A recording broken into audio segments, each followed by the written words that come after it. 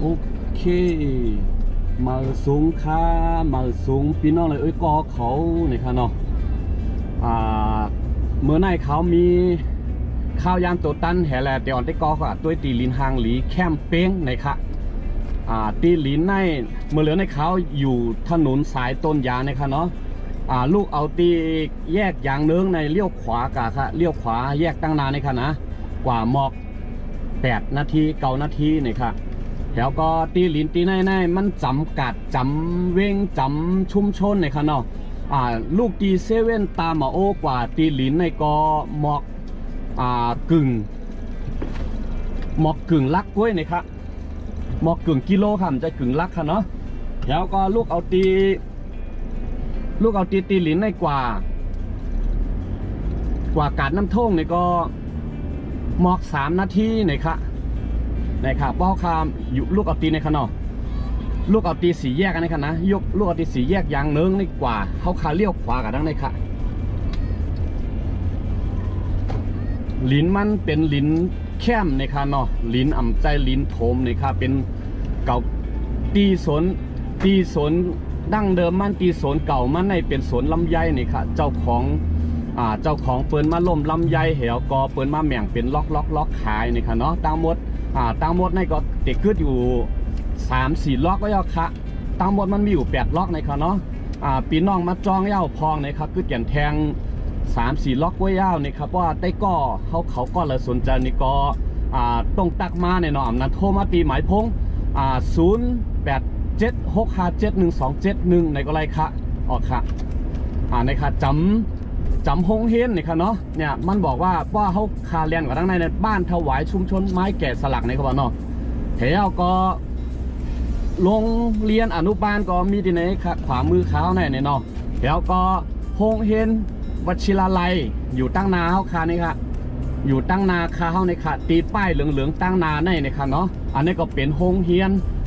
เป็นโรงเรียนมีชื่อเสียงอันดับต้นตั้งอำเภอสารพีของเฮาในค่ะเนาะแล้วก็ลูกหลานพี่น้องตั้งจังหวัดลำพูนในมังเจอมาเฮียนที่ในก็มีในค่ะโรงเรียนมันอยู่ที่ไหนค่ะเนาะในค่ะตั้งขวามือเขาในตรงเต้ก็เขาหันในค่ะ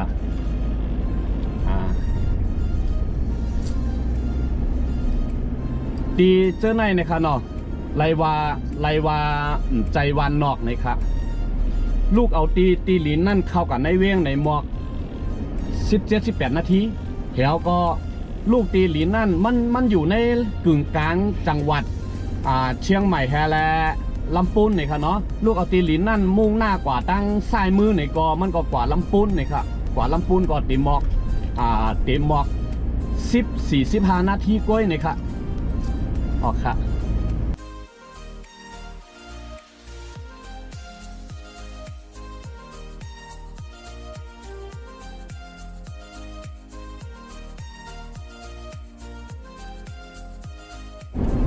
ออกค่ะนี่ค่ะเนาะ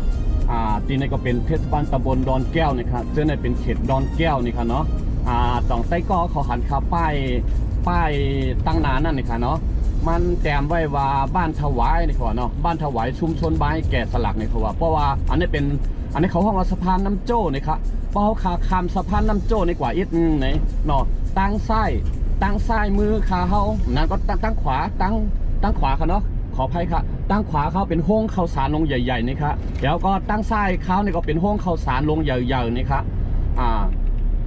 เจอในก็เป็นชุมชนอันไรว่าในเวียงอำเภอสารพีนี่ครับเนาะแล้วก็ตั้งซ้ายมือเขาเนี่ยเป็นเซเว่นค่ะเซเว่นตามาโอนี่ค่ะลูกเอาตีเซเว่นตามาโอเนี่ยมากว่าตั้งบ้านถวายนี่ครับเนาะกว่าตั้งบ้านถวายเนี่ยเพราะว่าเจอในนี่ก็ตั้งซ้ายตั้งขวาจะเป็นในตีในก็เป็นปั๊มน้ำมันในค่ะตั้งขวามือในคณะเป็นปั๊มน้ำมันเพราะเขาขามาหมอกป่นมาอีกหนึ่งย่าวในเจอในก็จะเป็นตีขายอุปกรณ์ก่อสร้างนี่ค่ะเนาะเป็นบ้านปากเมืองในค่ะเจอในตั้งขวาเขาในก็เป็นร้านขายpower mart ในค่ะเนาะเป็นขายมอไซค์ในขายโทรศัพท์ในสร้างไหนเจ้าไหนมีเจ๊จุ่มมดเนี่ยกินในค่ะอันนี้ก็ลุ่งรถในขายข้าวสารข้าวนั่นในค่ะเนาะแล้วก็ป้นเขาร้านขายข้าวสารในมาอีกนึงในตั้งข้าวมันในค่ะเนาะตั้งนานในค่ะนะ มันติมาหันเขาติตั้งนานั่นเขาติมุงหันตั้งนาซ้ายมือนั่นค่ะนะเขาขาดติมุงหันป้ายวัดนี่ค่ะเนาะวัดศรีบุญเรืองนี่ค่ะเนาะเขาขากอปอมาเผียวตีนายเย้าเนี่ยเขาขาก็เปิดไฟเลี้ยวเลยนี่ครับเท่ากับเปิดไฟเลี้ยวเขากะแน่ๆเนาะในก็จะเป็นหมู่บ้านชุมชนนี่ค่ะเนาะเป็นหมู่บ้านเพื่อนจับกันลงกว่าค่ะเลยออกค่ะนี่ค่ะโดยขนาดที่นี่ก็เป็นวัดค่ะวัดศรีมูลเรืองนี่เขาว่าเนาะเขาขาเขามาในซอยไหน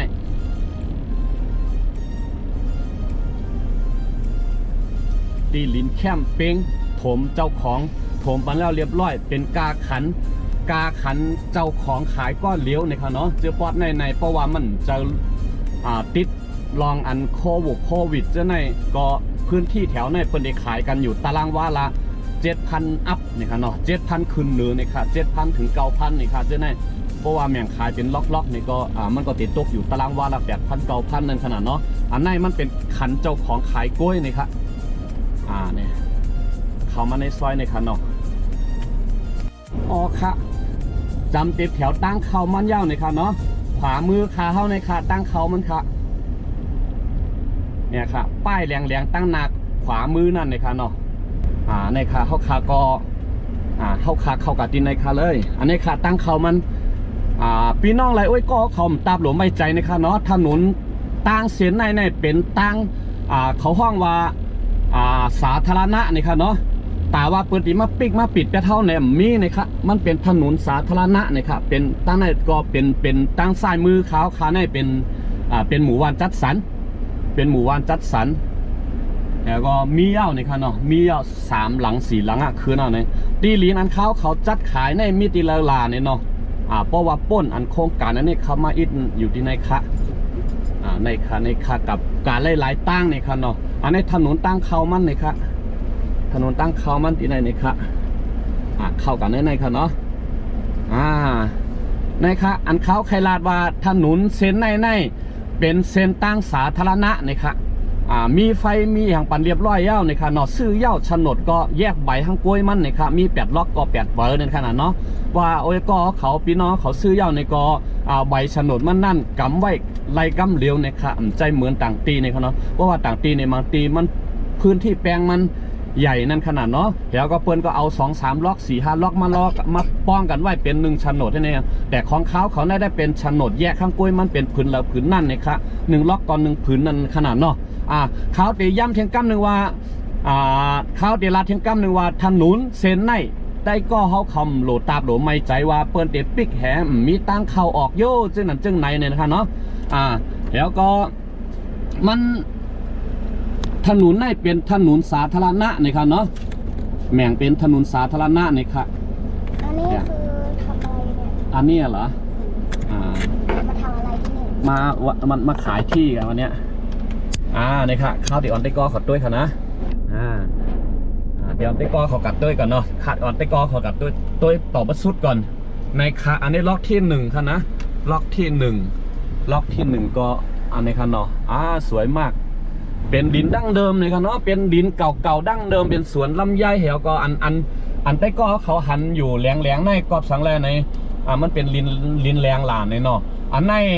รถ6 ล้อ 10 ล้อมาเหยียบแผลมันยุบลงกว่าเข้าคาขึ้นเอาลิ้นมาเสาเนื้อแฮก็มีเหตุให้มันเป้งจังนั้นก็ค่ะนะครับเนาะเนี่ยถนนเส้นในมันเตะออกกว่าละตั้งโขมุงก็ไรนะครับเนาะตั้งกาดน้ำโขมุงตีกว่าตั้งในก็ไรเทศบาลโขมุงค่ะเขาขาออกกาดตั้งในมันเป็นถนนสาธารณะเนี่ยค่ะเนาะอำโลไม่ใจว่าถนนในพวกเปิ้นปีเก้าเต็มมีตั้งเขาออกในเป็นตีตาหมอดโย่ในค่ะเนาะใจค่ะนะในค่ะเดี๋ยวเตกอขอกาลีด้วยค่ะเนาะเดี๋ยวเตกอขอกาลีตั้งในก่อนในเขาตั้งในออกตั้งหลังนั่นก็ไรในค่ะเนาะเขาตั้งนามาออกตั้งในก็ไรค่ะ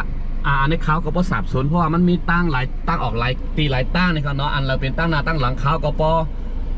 อใครลงใครเรื่องกว่ามาด้วยตั้งหลังในก็เป็นจัดสรรเอาในค่ะเนาะเป็นจัดสรรเปิ้นแหม่งเป็นแปลงเปิ้นซื้อไว้เหรอก็เปิ้นไปมาอยู่เปิ้น มาเฮ็ดเป็นสวนเฮ็ดเป็นเฮือกไว้ก่อนตั้งนะครับอันใต้ก็เขาหันอยู่ตั้งเน่าในขณะนั้นก็เป็นเฮือนปีน้องไต้เนี่ยครับเป็นปีน้องไต้อันลูกตั้งเมียของสอนมาพองตั้งเวียงแหงพองสังพองเนี่ยครับเนาะเปิดมาซื้อตีแหวก็เปิดมาเฮ็ดเฮือนเฮ็ดเย่อ่อนอยู่นะครับนี่ครับโอเคครับเด็กกลับรถเลยขึ้นเข้าปฏิเก่าครับนะบ่าวขาออกกับตั้งเส้นในครับเนาะบ่าวขาออกกับตั้งเส้นในเนี่ยแล้วก็ออกกับจ้ำสายไฟอันเปิ้นหนงมาเนี่ยครับนะมันเตกับพุทธใส่ตีเทศบาลตำบลยาโขมุ้งเนี่ยครับแล้วก็บ่าวขาเลี้ยวขวากับทางอินก็มันก็ติดกว่าพอกตั้งกาดน้ำทงบ้านถวายเนี่ยครับอ๋อครับโอเคข้าวเด็กวินโหรถแถวก็เด็กขึ้นเข้ากว่าเนื้อตีหลินเข้าคาในแทงกั้มในกั้มในข้าวเตมาลาดนี้โหย่อยมันเนี่ยค่ะเนาะ1 ล็อกในมันกวางกาหือลึกกาหือเนี่ยค่ะเนาะมีหลายล็อกหลายแป้งในค่ะข้าวตีอ่อนมาตีในค่ะเนาะแล้วก็ข้าวเด็กนกอันนี้ก่อนกัดอ่อนกับตัวตีป้ายเข้าคาติดตังไว้ในค่ะนะโอเคเดี๋ยวคุณลูกรอพ่ออยู่ในรถเนอะน้ำในค่ะเนาะเพราะว่าเปิดจ้องเนี่ยค่ะเนาะตีลินแบ่งขายราคาเจ้าของสวนเนี่ยค่ะเนาะมีเพียง8 แปลงไอ้ค่ะเมื่อแล้วในมิมถึง8 แปลงเอาค่ะมีแต่กอดแต่เสียอันลูกตั้งระยองเนี่ยตั้งกรุงเทพเนี่ยสังเนี่ยจะในอันอยู่ตั้งในเกียงใหม่ก็มาจองไว้มีพองยาวเนี่ยค่ะเนาะของเขาคาในมีแห่งปันลายหลานนะครับเนาะฟรีกาโอนกาแยกโฉนดค่ะเนาะทันหนุนน้ำประปาเขาคามีไว้ปันเตเฮ็ดปันนะครับเนาะส่วนไฟฟ้าเนาะส่วนไฟฟ้าเนี่ยเขาคามีไฟฟ้าโจกข้าวไว้ปันยาวนะครับประวัติได้ก็เขามาอยู่แล้วก็มาสร้างบ้านเนี่ยก็เขาก็ขอเลขที่บ้านแล้วก็ย้อนไฟอันเป็นถาวรนั่นเขามาไล่กำเหลวนะครับในค่ะข้าวตีอ่อนนี่เนาะแล้วหมายพงติดต่อก็นะครับ091นะครับเนาะ0792890แล้วก็แทงหมายพงหนึ่งก็0876571271นะครับเนาะแทงหมายพงหนึ่งก็แทง094นะครับ8463471นะครับเนาะแล้วก็มีแทงหลายๆเบอร์นะครับเนาะก็ว่าเฮาคาจางแต้มใส่ตีไหลยาวนะครับ3หมายพง3เบอร์นะครับเนาะสังว่าโทรหาเบอร์ที่1ติดนี่ก็โทรหาเบอร์ที่2โทรหาเบอร์ที่2อะไรทับสายในก่อนนะเพราะว่าติดสายอยู่ในโทรหาเบอร์ที่3ในเขาเลยครับนะครับข้าวดีมันนี่เนาะข้าวดีมันนี่อันจัดย่อยเนี่ยนะครับเนาะแปลงอันไหนครับนะมี69 ตารางวาอันไหนมี70 ตารางวา70 ตารางวาในได้ก็ปีนนอกออกกว่ายาวนะครับ69 ตารางวาแล้วก็อันนี้ก็เป็น80 ตารางวา80อันนี้เป็น87นะครับเนาะล็อกเหนือนั่นก็80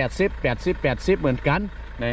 อัน69 ตาราง59 ตารางวาเนี่ยเป็นล็อกเลอลาเนี่ยเนาะข้าวตีมันนี่ครับตีมันนี่ครับนี่ค่ะ59 ตารางวาเป็นล็อกในครับเนาะเป็นล็อกในนี่ครับ80 ตารางวาก็นี่ค่ะ59 ตารางวาก็กว้างหนาคายาวเนี่ยเนาะจอกเต็กก็เขาพันครับนี่ค่ะเตี๋ยวตีลักในค่ะนะเตี๋ยวตีลักอันไหนต่อกับแถวตีลักในค่ะนะเนี่ยลักไหนลักตีมปลายมือค่ะเนี่ยนะแถวก็ลักอันไหนค่ะต่อมาแถวลักในค่ะนี่ค่ะอันไหนเนี่ยเขาคาตีเขาออกตั้งนาในก็ไรจับตังเนาะจับตัง2 ไผ่จับตังในแหแถวก็จับตังในแหพอมาตัวดีในเนี่ยค่ะเนาะอันนี้ล็อกในก็ห่างหลีจ้าทนล็อกในก็ห่างหลีจ้าทนนะคะเนาะล็อกในก็80 ตารางวาเก่าค่ะ80 ตารางวาเนี่ยเนาะมีต้นลำไยปันต้นลำไยในสังมีอยู่หลายต้นค่ะต้นลำไยในล็อกในค่ะเนาะมี2 ต้นลาดด้วยว่าลาดด้วยว่าซื้อยาวเนี่ยแต่ก็เขาไปปองเปลี่ยนมาเฮ็ดเฮือนเนี่ยก็เขาก็เอาลำไยไปกินไปกินหมางก่อนมันก็ออกหมากมันเท่ากูปีในขนาดเนาะแล้วก็จอมเกจอมการเนี่ยก็เขาก็มาผูกพักผูกเยอะแล้วก็เฮ็ดซุ่มอ่อนสังอ่อนอันนั้นก็ว่าไปมีเอ็นแห้งเปียงป้อนเนี่ยก็เขาคาก็มาเฮ็ดมอกห้ามลีแล้วก็มอกได้เจ้าเปิ้นให้ก็อยู่กะก็ไล่นะครับนะครับอันนี้มันนากวางมันนากวางนี่มันก็ติมีประมาณ15 เมตรนะครับเนาะเดี๋ยวดีลักนี่มาแถวดีลักนี่ค่ะตั้งเรื่องได้ก็มันก็มี20 ปลายเพียงไปวันคาแต่ก็เข้าคาเนาะเหมือนจึงว่าเข้าเฮ็ดเฮือนเนี่ยเนาะเข้าเฮ็ดเฮือนเนี่ย เขาก็ไว้ห่างหิมก็ตามกฎหมายเนาะไว้ห่างหิมมัน1ภายใน1 เมตร50นั่นขนาดเนาะแล้วตั้งหลังก็เขาก็เฮ็ด2ไผ่อ่อนแฮเฮามันห่างจากตั้งหลังมันนั่นประมาณก็คืออะไรเนี่ยประมาณ7 เมตรนี่กันเลยเนาะเขาเฮ็ด2ไผ่แฮตั้งหลังก็เขาก็ไว้ผูกพักผูกเยอะเฮ็ดมาต่อบ่มาเผาเจอในค่ะนะเจอเฮาคายืนอยู่ในแล้วตั้งนานนี่ก็เขาก็ปล่อยไว้ข้างในเป็นที่จอดรถเนี่ยสร้างแหน่เนี่ยจอดรถในรถยนต์นะจอดได้3 กันรถยนต์เนี่ยจอดได้3 กันค่ะนะเพราะเป็นมอไซค์ได้ก็นู่นนะ20 กันบนอายุโอเคอันกึดเกี่ยนแทง3-4 ล็อกไว้ยาวในคันเนาะโอ้ยก็อันเจออันอยู่ที่จำที่ไกลที่เล่มว่าเหมือนบางเจอก็อยู่ตั้งเวียงแหงในคันเนาะก้อยกว่านาการของตัวเก่าซ้ำอยู่ในเวียงเนี่ยเนาะก็มาซื้อแถวก็อยู่ในเวียงอยู่เจอในก็ไรนะครับตีสั่งถูกนะครับเนาะตีเจอในตีสั่งถูกจำเวียงค่ะกับลำปุ้นก็จำกายตั้งเกี้ยงเหมาก็จำนะครับอ๋อค่ะจำฮงเฮนนะครับเนาะจำฮงเฮนจำเซเว่นนะครับจำตีซื้อรถซื้อกาจำตีร้านขายข้าวสารนะครับเข้ากากาดก็กำอ่อนแค่2-3 นาทีก็ได้นะครับเนาะนี่ฮะตีห่างลีค่ะเมื่อเหลียวเนี่ยมันเป็นข้าวฝนนั่นขนาดเนาะข้าวฝนก็มันก็มียามีหางแซมขึ้นมาต้วยวาหลินแก้มจ้านี่ก็ต้วยเอายางนี่ก็หัวค่ะนี่ฮะนี่ค่ะต่างอันไหนขาวตีย่ำถึงกำเลยค่ะเนาะเป็นตั้งสาธารณะนี่ค่ะเป็นตั้งสาธารณะตั้งเขาขามอบเป็นมอบให้ปันตั้งเทศบาลนี่ค่ะเนาะตั้งเสียในแทงอินมามันก็จะมีคนในหมู่บ้านเนี่ยปกติเนาะคนในหมู่บ้านนี่ตีกากาดเนี่ยเขาเลยอ้อมกว่าตั้งอันคาราเนี่ยเนาะแต่เลยอ้อมกว่าตั้งหลังนะครับนะมือเรือในเขาขามาเปิดที่เนี่ยเนี่ยเพราะว่ากวนในหมู่บ้านเนี่ยกวนในหมู่บ้านเนี่ยค่ะนะเปิ้นเตกว่ากาดเจ้าเนี่ยก็กาดป่าเดือเนาะกาดเจ้ามันเป็นกาดป่าเดือเนี่ยก็เปิ้นก็สามารถใจผลประโยชน์ตรงนี้ไรออกกาดตั้งนานนี่ก็มันก็เป็นบ้านจัดสรรนั่นขนาดเนาะโอเคนี่ครับล็อกนี่ก็แคมเขาเนี่ยล็อกนี่ก็แคมครับ80 ตารางวา1 เก่านี่ครับนั้นก็ได้ก็เขาเฮ็ดในก็ไรเพราะว่า80 ตารางวาเนี่ยมันเงินเขาขาดกว่าอิฐออดเนี่ยเนาะขาดกว่าอิฐออดแถวก็มันนำกว่าอิฐเขาคาไรบอก50 ปลายเนี่ยเนาะแต่ก็เขาก็เฮ็ดในก็ไรครับเอา2 ล็อกในขนาดนะ82 ล็อกก็เป็น826ขนาดเนาะ826ก็เป็น160ในหาเดียวที่ลักนั่นมาเนี่ยเนาะ1 ล็อกอันนี้ก็2 ล็อกแถวก็เขาคำอาหาร3เพราะเขาคำมาเหมี่ยงกัน3 ก้อนเนี่ยเขาคำมาเหมี่ยงกัน3 ก้อนเนี่ยเด็ดตกก้อนหนึ่งก็50 ไป 3 ตารางวาตก50 ไป 3 ตารางวาเนี่ยเขาคาก็เตลัยจ่ายอยู่1 ก้อนในก็3 แสนถึงเขาจะ2 แสนไปครับเขาขาดไรตีลิ้นมีหัวตราคุดแดงมาครอบครองเป็นตีเรียบร้อยเนี่ยครับเนาะครับว่าในก็ต้องตักมาไว้เนี่ยครับเนาะเพราะในก็เขาสนใจในก็โอเคว่าในก็เขาก็ย้อนลือไปกับวิวงามๆเลยครับเนาะวิวตีหินงามๆ